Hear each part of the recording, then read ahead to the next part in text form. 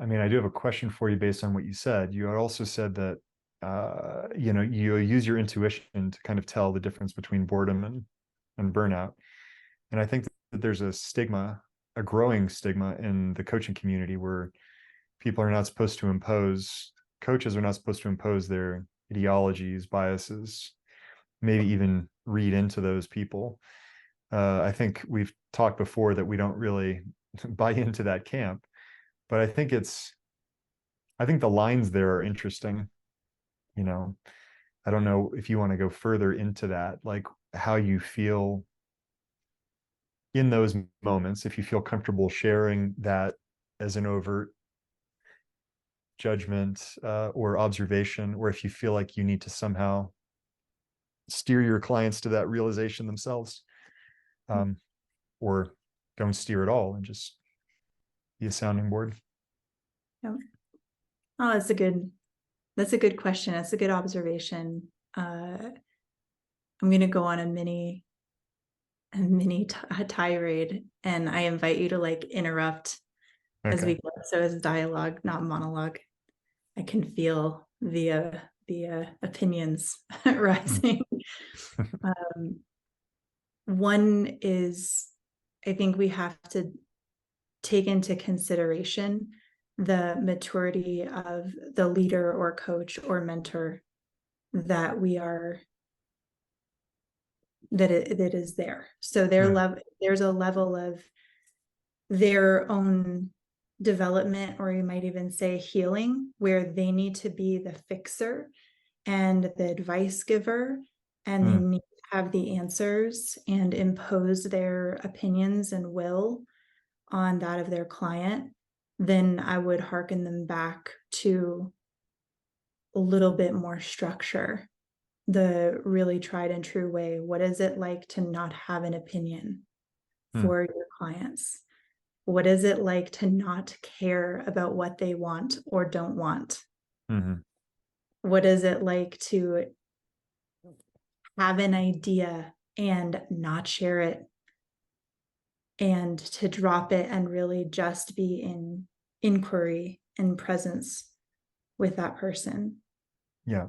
And because I think we've all been in situations, this isn't just in coaching, whether it's in extended family or friend circles, where somebody is weighing in on a challenge that you shared or a situation that you're going through, and they're really attached to you taking their advice. Yeah. And maybe I know that I've been in places where then I feel frustrated because I actually don't feel very understood.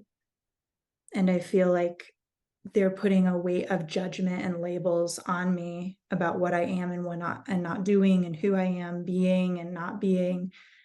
And I don't know that anything really changes or anyone's served. So I think as a general rule, like, opinions are great, but we all have them. So, Yeah. So it's say that as a general place, but then I do think there's kind of a next level of intuitive development or maturity or grounding as a coach, where you can start to see for yourself first that there are limits to what your ability to see your own blind spots. Yeah. You actually think that even the therapy world is starting to see this more and more. I think it was touched on a bit in that documentary by Stutz with Jonah Hill and his therapist, Phil Stutz, where inquiry-based only, it sometimes just has the person like looping in the same thoughts, the same patterns. And sometimes a skilled coach or teacher or leader can interrupt that pattern enough where fresh thought comes in, not necessarily the coach's thought, but a client's fresh thought. Like they're asked a question that they don't have an automatic answer to, and they go, I don't know. And so I think that's a tool there But I also know from myself, when I look at what I value in a mentor or a coach or a leader, it's sometimes a willingness to interrupt my own looping and tell me something straight. Mhm. Yeah, And I know that I've been in times where I'm like, can we stop dancing around this? Like, I need you to lead this thing. right. I actually don't know. And if they are sitting there, maybe you do. What if you did know the answer? Yeah, And there's a time for that, and I love it. And then there's sometimes I've been on the receiving end and I'm like, dang it, don't ask me that question again. I don't know. That's why I'm here. Like, yeah, how can absolutely. we work more productively? So when I look at that, I think it puts a greater impetus of responsibility on the coach. Not that they have the right answers, and not that they actually put judgment or labels or opinions on the client, but it puts a responsibility of coming clean Mm, of their own baggage as much as possible, of doing their own work to be a complete, full human and not need their clients to fulfill some sort of ego validation. yeah, no, that's fair. And intuitively, I think intuition puts another spin on this. And I actually adopted this principle for more intuitive, or we might even consider fringe or psi training, which is you never make an assumption that it's true. So you can have an intuitive sense that they're saying the word burnout, for example, to go back to our previous example, but it might be boredom. Yeah, I'm not going to make that true. So I might test it. I might pull a few threads and mm. see what happens. What's the risk of making it true?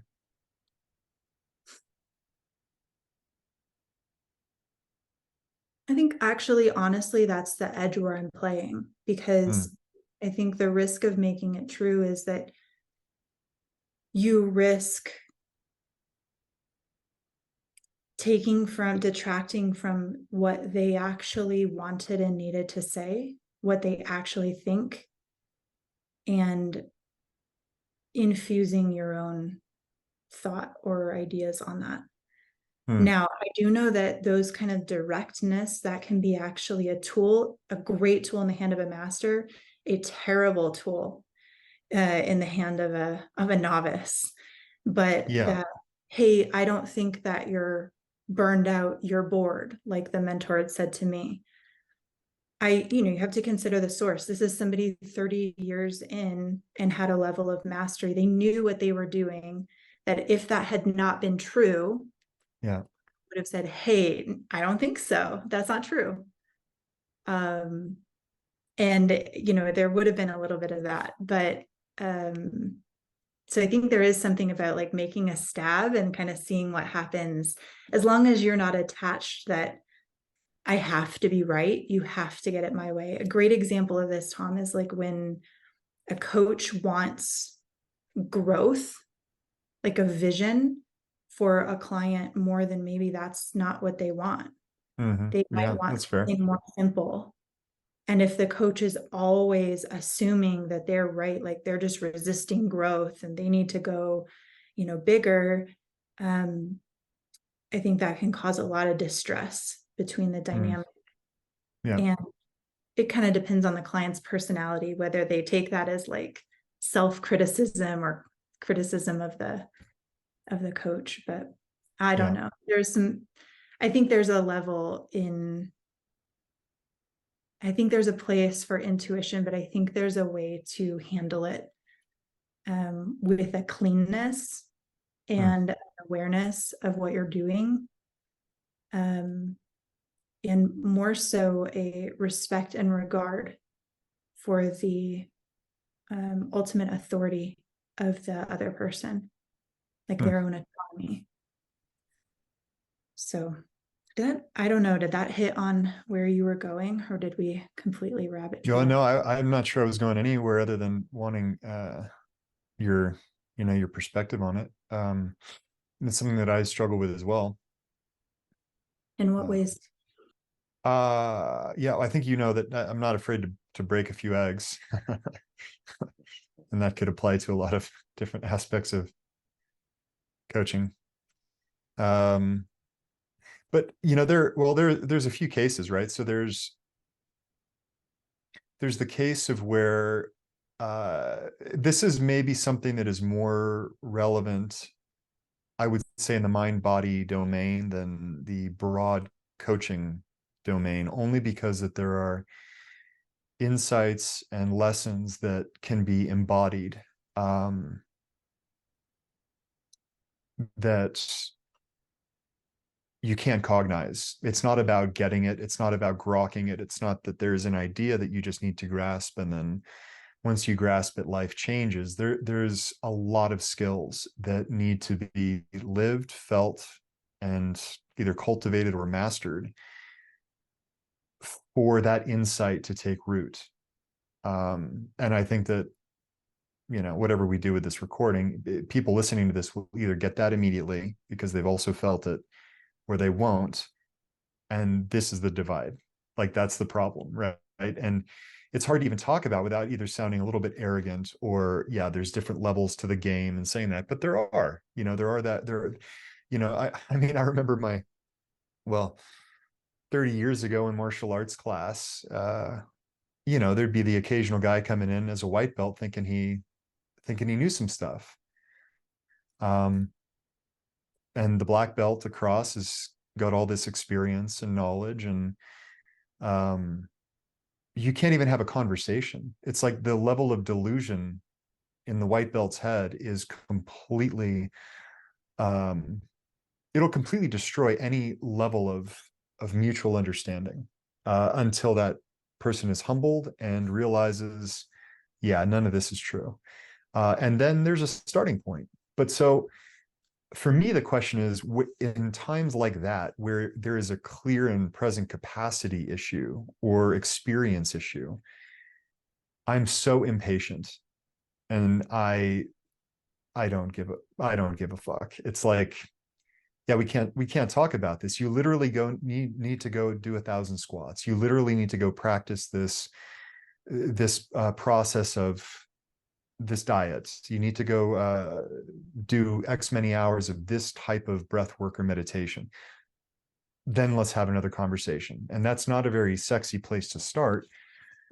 And it definitely creates kind of a status differential. But, you know, I don't know, like when you put it in the context of sports or performance or business or any of these other domains, it's like, you don't really want advice from people that haven't done what you're trying to do. Like, you go to the expert, you know, you don't want to be coached by somebody that just is willing to give you a platform for your ideas. If you're both beginners, like, you want the master coach, right? Or the entrepreneur, you want the guy that's done it, helping you filter the bullshit that's going on in your head, and market dynamics. And, you know, there's a million things that can go wrong, and they might not be able to tell you what can go right, but most people with experience can at least help you identify the 99 things you shouldn't do, right? um and for me, that's always been, I think that's been in my blood, because I started training quite young, and I was through that system where, yeah, your voice and opinion don't really matter yet. Like, you got to do the work, and that was a process of years, not just weeks or months or whatever else. And so I think, um yeah, so I think there's a really important place for, like you had said, kind of telling the client, yeah, look, you're just bored. Like, let's not waste 3 weeks here. You're just fucking bored. It's not burnout, you know? And like, let's cut it. And, but also, it's not just about And knowing, it but was it's like also, a dream bigger. That's what that was about, is like, stop trying to yeah, create what you've already done. yeah, Let's do something completely different.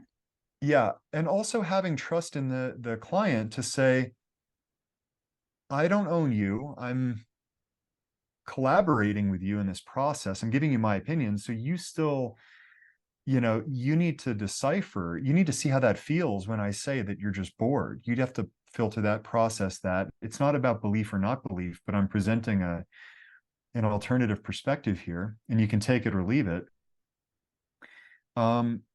But I also think there's a level of kind of respect and confidence in the client or the coachee in those cases to say, yeah, they can handle it. I mean, this is part of the process. They don't need to agree and we can have back and forth, but I have a hard time because I'm not a psychologist and I'm not a therapist. And so I don't want to put myself in that category where I'm trying to delicately maneuver um, somebody's psyche.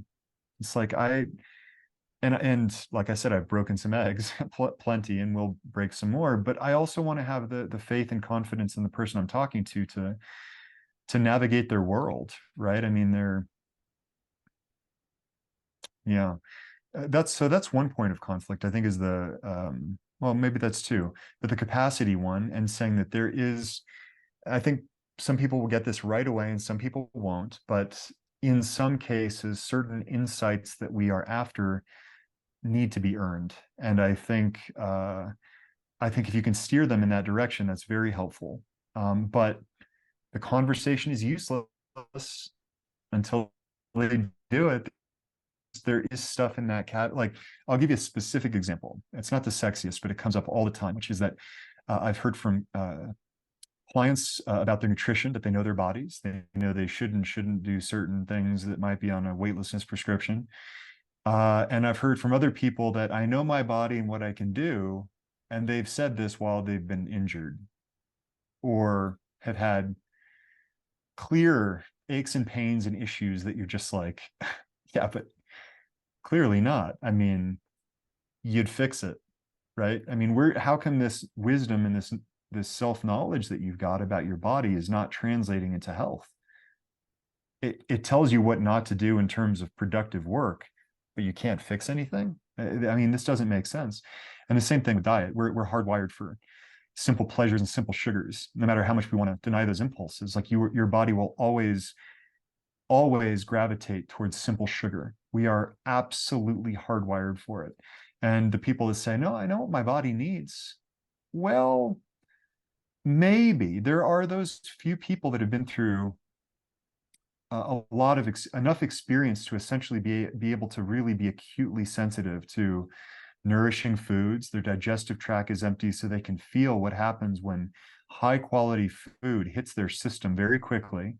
But for most of us, it's a process of trial and what do we call it? Just looking at cause and effect over time, right? So we might not be able to tell the impact of the sugar today, but what happens in 2 to 3 weeks when I sustain that? Am I willing to test going overboard for 3 weeks and really observing that process? Am I willing to test eating on this type of a prescription for 3 to 4 weeks and really observing what happens internally? How does the clarity of my mind shift? How does the body composition shift, general energy, overall performance? How do these things shift? Because this isn't a process that happens in a couple of days. And so what does it mean? I know my body.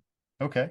But do you know your body for the next 3 days, or do you know it for the next 8 weeks? Because it's not the same thing.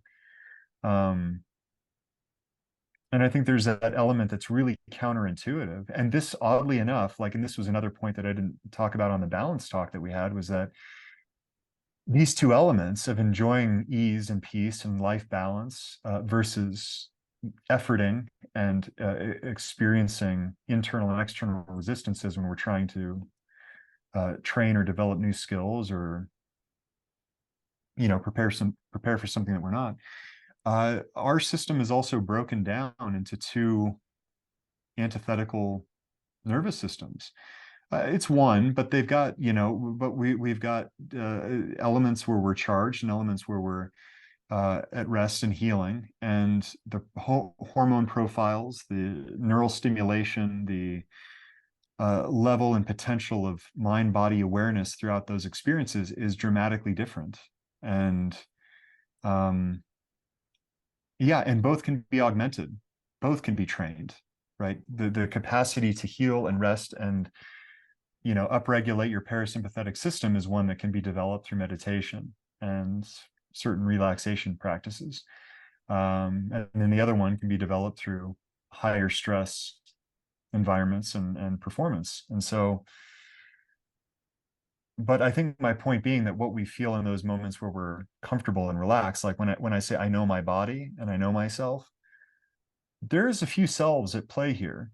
And which self are we talking about? Just Because one. the what's that? Yeah, it's not just one. Yeah. And the self that might feel like, yeah, this feels right for now, might be the inputs that are making you feel calm and relaxed and, at ease. And the reality is pursuing those will make you more fragile over time, right? You need to enter that other domain to really increase maybe the breadth of your experiences where you feel at ease. You need those acute triggers to be able to upgrade your system for those.